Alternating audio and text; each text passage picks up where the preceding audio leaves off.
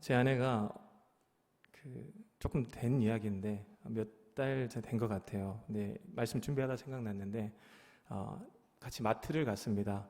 마트에서 장을 보다가 이렇게 같이 다니다가 좀 이렇게 아이들이 있다 보니까 이렇게 여기저기 흩어져서 좀 다녔는데 아내가 이제 집에 갈 때 거의 다 됐는데 막 와가지고 이야기를 하는 거예요. 방금 내가 시험 들 뻔했다고 이야기를 하는 거예요.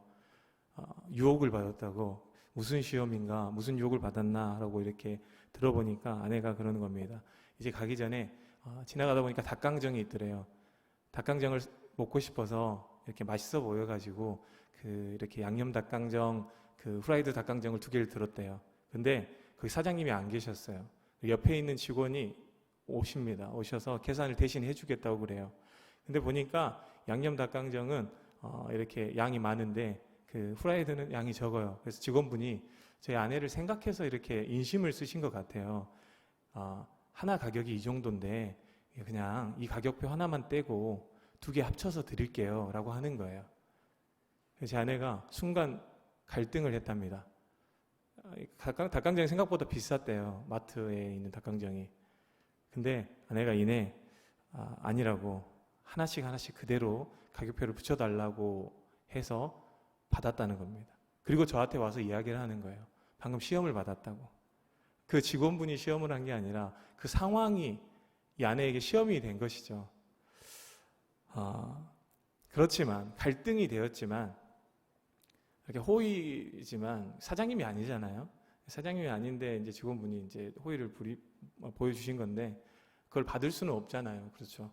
받을 수는 없어서 양심과 말씀에 따라 거절하고 왔다라고 이야기를 하는 거예요. 승리했다라고 이야기하는 거죠. 시험에서 이겼다라고 이야기하는 아내를 보는 제 마음 가운데 기쁨이 올라왔어요.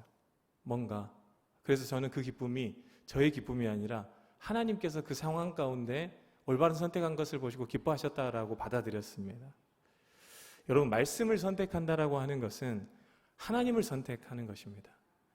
말씀하신 분이 하나님이시기 때문에 우리가 말씀에 순종한다는 것도 하나님을 선택하는 것이 순종하는 것이죠. 내 자신의 어떤 거룩함이나 내 자신의 의로움이나 내 자신의 선한 양심만을 위해서가 아니라 이것이 말씀을 알지 못하면 모르지만 말씀을 아는 사람에게는 그것이 하나님을 선택하는 것이 될 수도 있고 하나님을 선택하지 않는 것이 될 수도 있다라는 것이에요. 도덕과 윤리의 문제가 아닙니다. 하나님이 기뻐하시는 것과 내가 기뻐하는 것, 내 마음이 원하는 것 사이에서 하나님을 선택하는 그것이 바로 예배인 줄 믿습니다. 선택이 예배입니다, 여러분. 결정이 예배입니다. 오늘 우리가 이 자리에 예배하겠다고 결정하는 그 순간이 예배였고요. 그때부터 예배는 진행되는 것이죠. 오늘 본문 말씀은 롯과 롯의 가정의 인생의 가문의 결론을 다루고 있는 말씀이죠. 아브라함을 따라서 갈대아 우르 고향을 떠난 롯이 아브라함과 다른 인생의 결론을 맞이하고 있어요. 함께 말씀 읽겠습니다. 이에 아브라함이 여호와의 말씀을 따라갔고 롯도 그와 함께 갔으며 아브라함이 하란을 떠날 때 75세였더라. 자, 여기서 주목해 볼 것은 아브라함이 무엇을 따라갔다는 거예요? 여호와의 말씀을 따라갔대요. 그런데 롯은 이렇게 기록한 의도가 있는 것 같아요. 롯은 무엇을 따라갔어요? 그와 함께 갔답니다. 누구를 따라간 거예요? 말씀하신 하나님을 따라간 것이 아니라 떠나는 아브라함을 따라갔다라는 거죠. 근데 이것이 그가 살면서 아브라함과 함께하는 여정 가운데 하나님을 따르는 것으로 말씀으로 하나님과 동행하는 것으로 전환이 돼야 되는데 그렇지 않았다는 것을 우리가 성경을 통해서 알 수 있습니다. 아브라함은 말씀을 따라 가나안으로 왔어요. 하지만 기근을 만났을 때 말씀을 벗어나 버립니다. 그렇죠. 말씀을 벗어난 아브라함의 가정에 비극이 찾아왔었잖아요. 아내를 빼앗길 뻔했습니다. 살기 위해서 좋은 환경과 사람들의 도움을 의지하려고 내려간 애굽, 그 애굽에서 아내를 잃어버릴 뻔했습니다. 그렇지만 하나님의 도우심으로 아내를 되찾았고 가나안 땅으로 다시 돌아왔어요. 그리고 아브라함이 배운 게 있습니다. 말씀을 따라가는 삶을 살아야 된다라는 것을 배웠어요. 말씀을 따라가야 사는구나라는 것을 배웠다는 것이죠. 그런데 반면에 롯은 어때요? 출발부터 아브라함을 따라왔는데 그 과정 가운데서 하나님을 제대로 만나지 못하니까 눈에 보이는 것대로 살아갑니다. 그러면서 화려함과 풍족한 눈에 보이는 것, 손에 잡히는 것만 의지하고 바라보며 그것을 추구하며 살아간, 보이지 않는 하나님과 그분의 약속에게서는 계속해서 멀어지는 삶을 살았던 것이죠. 창세기 13장 10절 함께 말씀 보겠습니다. 읽겠습니다. 시작. 이에 롯이 눈을 들어 요단 지역을 바라본즉 소알까지 온 땅에 물이 넉넉하니 여호와께서 소돔과 고모라를 멸하시기 전이었으므로 여호와의 동산 같고 애굽 땅과 같았더라. 아멘. 자, 이 애굽 땅이 어떤 땅이에요? 롯이 경험한 애굽 땅, 아브라함이 경험한 애굽 땅은 실패한 땅입니다. 그것을 의지했다가 그리로 내려갔다가 망할 뻔한 땅이 애굽 땅이잖아요. 근데 똑같은 땅을 다녀오고 나서 롯은 그 땅을 어떻게 기억하고 있어요? 여호와의 동산 같다라고 기억해요. 에덴 동산이 현실에 존재했으면 이곳과 같았을 것이다라는 그 기억만 남아있는 상태로 살다 보니까, 그 기억만 있으니까 어때요? 이제 무엇인가 선택해야 되는 상황에 왔을 때 무엇을 선택합니까? 애굽 땅처럼 보이는 소돔 땅을 선택해 버립니다. 베드로후서에는 소돔 땅에서 롯이 어떤 삶을 살았는지 기록해 놓았습니다. 베드로후서 2장 7절 8절 말씀입니다. 함께 읽겠습니다. 그러나 무법한 자들의 방탕한 행동 때문에 괴로움을 겪던 의로운 사람 롯은 구하여 내셨습니다. 그 의인은 그들 가운데 살면서 보고 듣는 그들의 불의한 행실 때문에 날마다 그의 의로운 영혼에 고통을 느끼고 있었던 것입니다. 아멘. 롯이 소돔과 고모라 지역으로 가고자 했던 것은 불행하고자 함이 아니었죠. 행복하고자 함이었습니다. 잘돼 보고자 함이었죠. 그런데 결론은 어때요? 그 화려함과 풍족함은 유지됐을지 모르지만, 그 속에서 살았을지 모르지만 롯은 고통을 받았다는 거예요. 날마다 그 도성의 악한 것을 보면서 영혼이 병들어 갔다라는 거죠. 롯이 택함 받은 사람이었기 때문에 그렇습니다. 롯이 그토록 쫓았던, 그래서 잘못 선택했던 그 자신이 선택했던 그 인생의 종착역은 허무함으로 가득했던 것이죠. 여러분, 소돔과 고모라가 멸망한 이유를 어떻게 알고 계십니까? 동성애의 성적인 문란함, 그것을 가증히 여기시는 하나님이 소돔과 고모라를 불로 멸하셨다라고 우리는 많이 알고 있는데, 그것만이 소돔과 고모라가 멸망한 이유가 아닙니다. 그것을 포함해서 소돔과 고모라가 멸망할 수밖에 없는 이유가 더 있었다라고 성경이 이야기합니다. 에스겔서 16장 49절 50절 말씀입니다. 조금 긴데 함께 읽겠습니다. 내 동생 소돔의 죄악은 이러하다. 소돔과 그의 딸들은 교만하였다. 또 양식이 많아서 배부르고 한가하여 평안하게 살면서도 가난하고 못 사는 사람들의 손을 붙잡아 주지 않았다. 오히려 그들은 교만하였으며 내 눈앞에서 역겨운 일을 하였다. 그러므로 내가 그것을 보고 그들을 없애버렸다. 우리가 알고 있는 성적인 문란함, 그것의 극한에 있는 동성애 죄뿐만 아니라 그들의 소돔과 고모라의 악이 뭐예요? 가난하고 궁핍한 자들을 돌보지 않았다라는 것입니다. 그들을 억울하게 했다라는 것입니다. 그들을 버려두었다라는 것이죠. 그러니까 소돔의 죄악은 예수님께서 말씀하신 가장 큰 두 계명 중에 하나인 이웃사랑의 결여인 것이죠. 여러분, 하나님께서는 나그네나 고아나 과부를 하나님 자신과 동일시하는 말씀을 하십니다. 잠언 19장 17절 말씀입니다. 함께 읽겠습니다. 가난한 자를 불쌍히 여기는 것은 여호와께 구워드리는 것이니 그의 선행을 그에게 갚아주시리라. 마태복음 25장 40절도요. 임금이 대답하여 이르시되 내가 진실로 너희에게 이르노니 너희가 여기 내 형제 중에 지극히 작은 자 하나에게 한 것이 곧 내게 한 것이니라 하시고. 아멘. 여러분, 이 말씀 기억하시길 바랍니다. 그리고 작은 자, 연약한 자, 가난한 자, 소외된 자가 내 눈앞에 내 삶의 영역 가운데 발견될 때 이 말씀이 생각나서 그 대상이 자신을 그들과 동일시하셨던 하나님의 부르심으로 저 여러분이 보는 눈이 열리기를 바랍니다. 하나님을 만나는 것이죠. 그러니까 어떻겠어요? 기쁜 것이죠.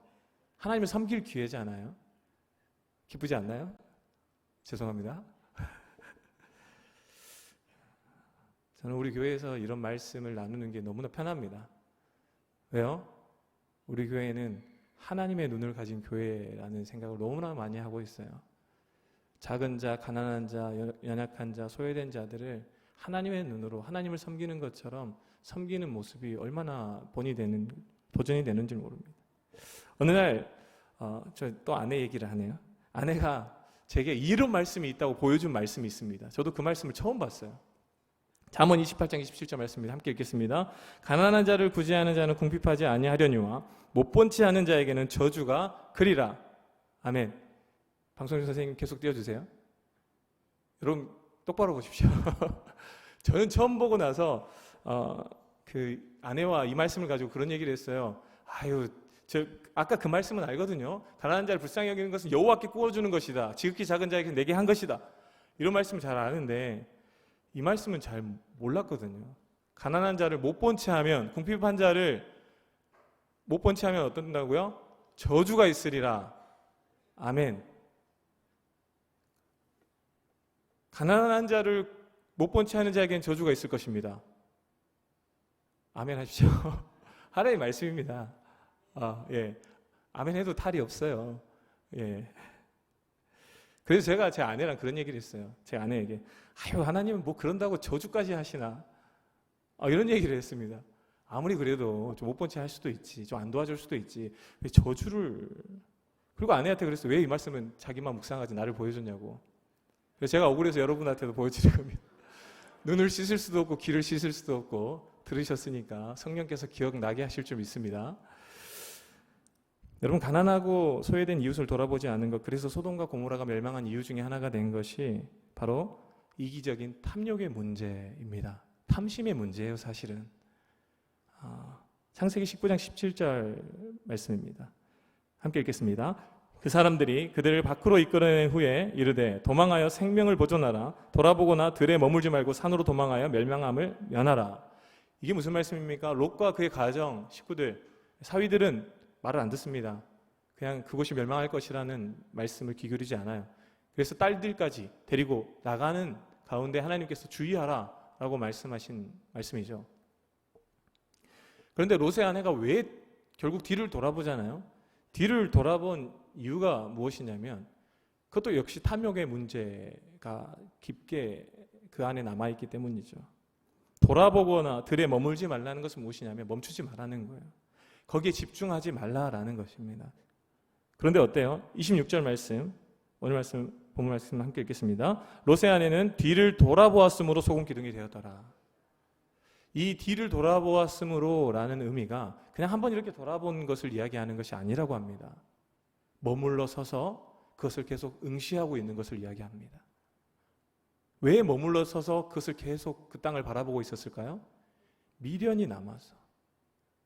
내가 그동안 거기서 쌓은 것, 모은 것, 내 부동산이 거기 있고 집이 거기 있고 내 모든 관계와 내 명예와 내 자랑이 거기에 있기 때문이죠. 야고보서 1장 14절 15절 말씀입니다. 함께 읽겠습니다. 오직 각 사람이 시험을 받는 것은 자기 욕심에 이끌려 미혹 때문이 욕심이 잉태한즉 죄를 낳고 죄가 장성한즉 사망을 낳느니라. 골로새서 3장 5절도요. 그러므로 땅에 있는 지체를 죽이라. 곧 음란과 부정과 사욕과 악한 정욕과 탐심이니 탐심은 우상 숭배니라. 아멘. 여러분, 하나님께서 음란과 부정과 사욕과 악한 정욕과 탐심이라고 말씀하시면서 마지막에 탐심에는 우상 숭배와 같다라고 이야기를 해요. 우상이라고 하는 것은 하나님 아닌 다른 신이다라고 이야기를 하는 거예요. 그러니까 단지 물질이 아니라, 물질을 탐하는 것이 아니라 그것이 하나님 자리를 대신하는 신적인 존재가 되어 있는 상태를 이야기하는 거죠. 여러분, 우리가 주의해야 될 것이 탐욕이라는 병에 들지 않게 주의해야 됩니다. 신앙생활을 하면서도 제가 이 목회의 길을 들어서면서 가장 많이 듣게 되는 이야기, 목회를 잘하려면 조심해야 될 것이 3가지가 있다고 합니다. 여러분도 그냥 떠오르는 것들이 있으시죠? 돈, 명예, 이성이라고 합니다.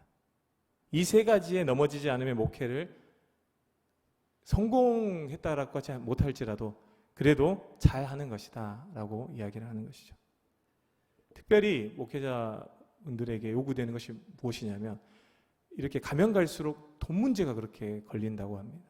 돈에 대한 욕심이 없는 것이 중요하다라고 이야기하죠. 제가 이것도 조금 오래된 이야기예요. 저희가 교육자들이 점심을 먹고 저희 부목사님들끼리 이렇게 카페에서 이렇게 이야기를 잠깐 나눌 때가 있었어요. 그런데 어떤 개척교회에 대한 이야기가 나왔어요.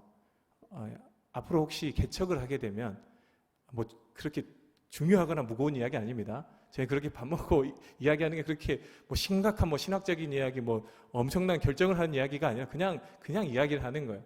그 중에 하나가 뭐였냐면 개척교회를 만약에 하게 되면 이름을 뭘로 지을까였어요. 교회 이름을 뭘로 지을까? 그래서 저는 생각지도 않았기 때문에 없다고 그랬습니다. 생각해 본 적도 없다 그랬어요. 무슨 말이야? 하기 싫다는 거죠. 생각도 안 해본 거를 물어보니까 그냥 생각이 없다고 하니까 한 분이 저한테 막 이렇게 닥달하면서 하는 거예요. 아니, 개척하게 해줄게 하면서 뭐라고 하냐면 10억을 줄게 이러는 거예요. 10억을 주면 개척할 거 아니냐고. 그러면 교회 이름 뭐라고 할 거냐고. 근데 그 얘기를 듣는 순간 제 마음 가운데 어떤 생각이 들었냐면 10억을 준다고?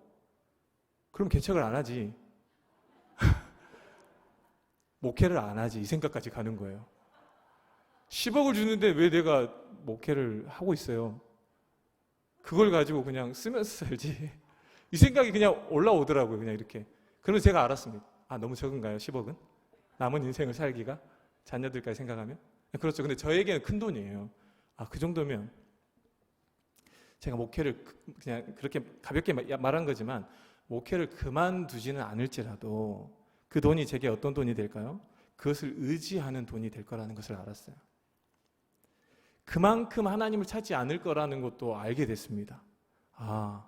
나는 10억만 주면 목회를 안 하든지 해도 그만큼의 목회만 하든지 하나님을 10억만큼만 생각하고 하겠다는 생각이 드는 거예요. 그러면서 말씀이 생각났어요. 잠언 30장 8절 9절 말씀입니다. 저 여러분의 기도가 되길 바랍니다. 함께 읽겠습니다. 나를 가난하게도 마옵시고 부하게도 마옵시고 오직 필요한 양식으로 나를 먹이시옵소서. 혹 내가 배불러서 하나님을 모른다. 여호와가 도둑질하고 내 하나님의 이름을 아멘. 그럼 저 여러분의 기도 제목이 되길 바랍니다. 하나님이 필요해서 우리를 통해서 하나님의 역사를 이루기 위해서 하나님께서 물질을 통해서 하기 위해서 허락하신 물질이라면 얼마든지 10억 아니라 100억은 더 안 되겠습니까? 흘려 보내주셔도 감사합니다.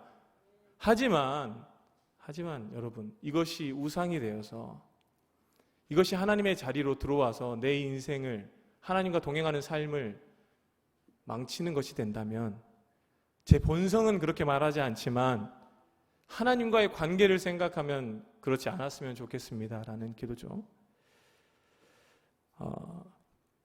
여러분, 바울이 이야기하기를 그리스도 안에 있으면 새로운 피조물이 된다고 그랬습니다. 새로운 피조물, 새로운 존재가 된다는 거예요.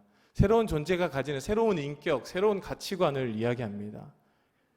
새로운 피조물은 변화된 가치관을 가지고 살아갑니다. 세상에서 좋다고 여기는 것, 그래서 가치 있다고 하는 것, 그것에 대한 가치를 압니다. 알아요. 그렇죠. 좋은 건 알죠. 그렇지만 1순위가 있는데 그 1순위 위에 0순위가 생긴 사람들이 그리스도인입니다. 0순위가 뭡니까? 하나님의 것이에요. 하나님입니다. 1순위가 100순위가 된 게 아니라 1순위는 여전히 1순위예요. 세상 사람들이 1순위라고 하는 것 그렇다는 거예요. 그렇지만 그 위에 0순위가 있다는 거죠. 바울의 변화된 가치관의 고백을 한번 보겠습니다. 빌립보서 3장 8절 9절 함께 읽겠습니다. 또한 모든 것을 해로 여김은 내 주 그리스도 예수를 아는 지식이 가장 고상하기 때문이라. 내가 그를 위하여 모든 것을 잃어버리고 배설물로 여김은 그리스도를 얻고 그 안에서 발견되려 함이니. 아멘. 바울이 가장 중요하고 가장 가치 있게 여겼기 때문에 그리스도를 만나기 전에 그렇도록 얻기를 원하고 그 열정으로 추구해서 모았던 그리고 이루었던 모든 것을 배설물로 여긴다는 거예요.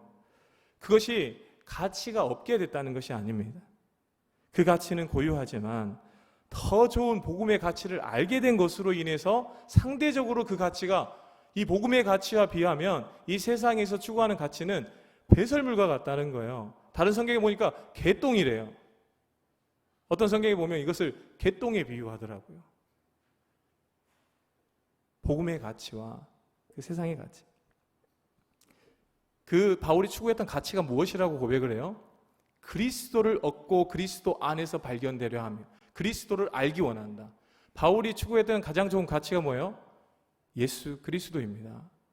예수 그리스도는 내게 생명을 주신 가치잖아요. 세상의 가치는 내게 생명을 줄 수가 없습니다. 갈라디아서 2장 20절 말씀 함께 읽겠습니다. 이제 내가 육체 가운데 사는 것은 나를 사랑하사 나를 위하여 자기 자신을 버리신 하나님의 아들을 믿는 믿음 안에서 사는 것이라. 아멘. 바울이 믿고 있는 예수 그리스도는 자신의 목숨과 바꾸실 만큼 나를 귀하게 여겨주시는 분이세요. 그만큼 나를 사랑하신 분이시. 그래서 그 그리스도의 사랑을 알기를 원했잖아요. 그리고 성도들에게 그 사랑을 여러분도 알기를 원합니다. 그리고 그 사랑을 더 알아가기를 원하는 소원이 저 여러분에게 동일하게 있기를 원합니다라고 이야기를 해요. 에베소 3장 18절 19절입니다. 함께 읽겠습니다. 여러분이 그리스도의 사랑의 너비와 길이와 높이와 깊이가 어떠한가를 깨달을 수 있게 되고 지식을 초월하는 그리스도의 사랑을 알게 되기를 빕니다. 아멘. 나 같은 죄인을 사랑하신 그 사랑을 세상의 무엇을 아는 것보다 더 알기를 원했다라는 것이죠. 바울은 그리스도를 얻고자 한다라고 이야기를 했어요. 누구보다 주님과 친밀해서 주님과 함께 살기를 원했습니다. 한순간도 주님을 놓치고 싶지를 않았던 거예요.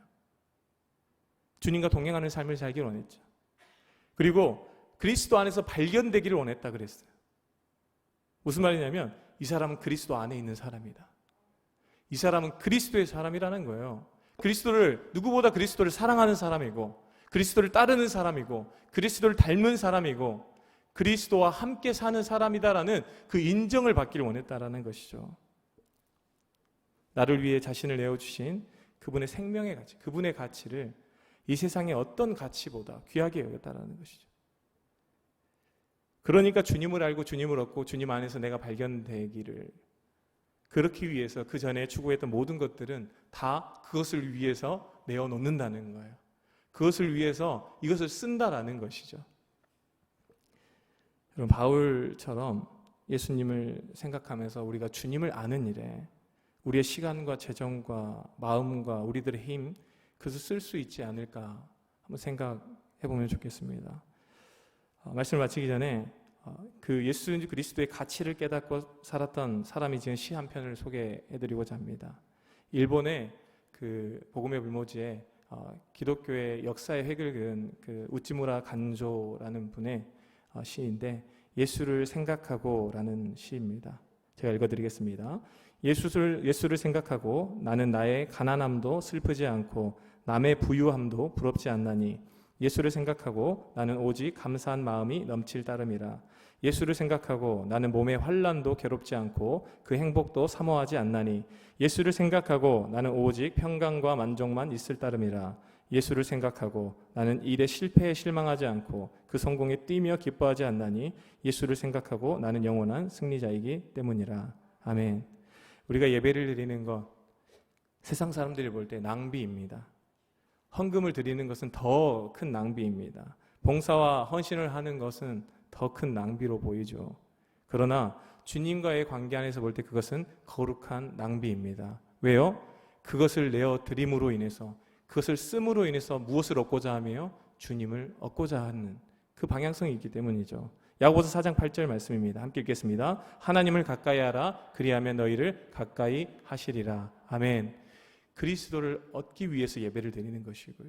그분을 알기 위해서 기도하는 것이고요. 그 안에서 발견되기 위해서 내가 가진 모든 것을 쏟아내는 것이죠. 주님과 동행하기 위해, 주님을 얻기 위해, 그래서 주님을 누리기 위해 보다 덜 중요한, 덜 가치 있는 우리가 가졌다고 하는 모든 것 기꺼이 내려놓을 수 있는 저와 여러분 되기를 바랍니다.